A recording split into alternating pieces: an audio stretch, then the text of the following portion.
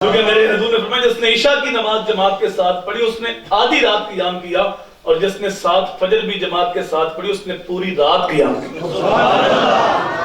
کچھ ایسے بھی خوش نصیب ہیں جو ایک نماز پڑھ کے دوسری کا انتظار کرتے ہیں، تو اللہ فرشتوں سے کہہ رہا ہوتا ہے کہ دیکھو میرے بندے ایک نماز پڑھ لی دوسری کا انتظار کر رہے ہیں۔ کچھ ایسے بھی خوش نصیب ہیں، حدیث میں آتا ہے کچھ لوگ مسجدوں کی میخیں ہیں، ہر وقت بیٹھے مسجد میں رہتے ہیں، کسی ضروری کام کے لیے جاتے ہیں، پھر مسجد کی خدمت کو سنبھال لیتے ہیں، مسجد میں آ کے اللہ کا ذکر کرتے ہیں، جب کبھی بیمار ہو جائیں نہ آ سکیں تو اللہ کی نورانی مخلوق فرشتے اس کے گھر جا کے تیمارداری کرتے ہیں۔ خیریت تو ہے، پہلے تو رہتے ہی مسجد میں تھا اور آج تو مسجد میں نظر نہیں آیا، اور میرے حضور نے 7 بندوں کا نام لیا قیامت کے دن جو عرش الہی کے سائے میں ہوں گے، اور قیامت کو اللہ کے عرش کے علاوہ کوئی اور سایہ نہیں ہوگا۔ ان میں سے ایک خوش نصیب راجل قلبہ معلق بالمساجد، وہ خوش نصیب جس کا دل مسجد میں لگا رہتا ہے، مسجد کے ساتھ معلق رہتا ہے۔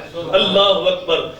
بس ضروری کام کے لیے گیا، پھر آ کے مسجد میں قرآن کھول لیا، درود پاک پڑھنے بیٹھ گیا، نماز کا انتظار کیا، وہ رہتے ہی مسجد میں ہے۔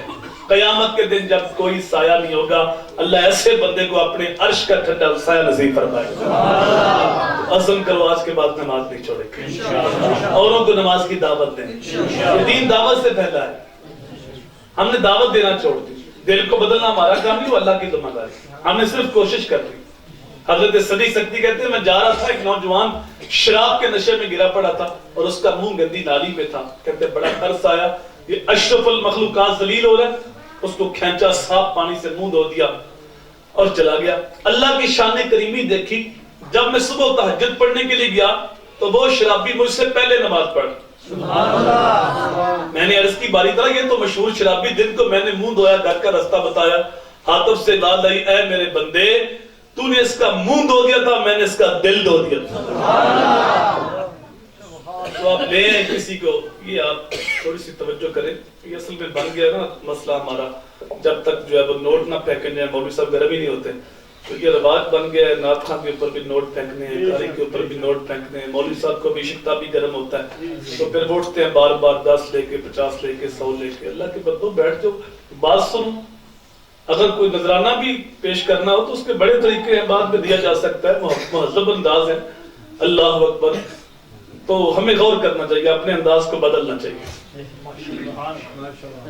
یہی پیغام ہے، گرد و عالم میں تجھے مقصود کر آرام ہے، ان کا دامن تھام لو جن کا محمد۔ اقبال کی شاعری کا جوش نکالو تو یہی شعر سامنے آتا ہے کہ محمد سے وفا تو نے تو ہم تیرے ہیں، یہ جہاں چیز ہے کیا لوح و قلم تیرے ہیں۔ اللہم صلی اللہ علیہ سیدنا محمد وآلہ وسلم۔ اللہم انی اسألک العفو والعافیۃ والمعافاۃ الدائمۃ فی الدین والدنیا والآخرہ۔ اے اللہ ہماری، ہمارے ماں باپ کی، ہمارے اساتذہ کی، حضور کی ساری امت کی مغفرت فرما۔ اے اللہ آنے والوں کو بے پناہ برکتیں دیتے، جو کچھ سنا اس پہ عمل کی توفیق دیتے۔ مالک جیئیں تو شان سے، مریں تو ایمان سے۔ جن بھائیوں نے خوبصورت محفل کا انعقاد کیا، دعوت دی، تشہیر کی، مالی معاونت کی، اے اللہ سب کو رزق حلال، رزق وسیع، رزق سہل، رزق کشادہ عطا فرما۔ اے اللہ اپنے حبیب کا صدقہ ہم سب کا خاتمہ ایمان کرتا ہے۔ صلی اللہ علیہ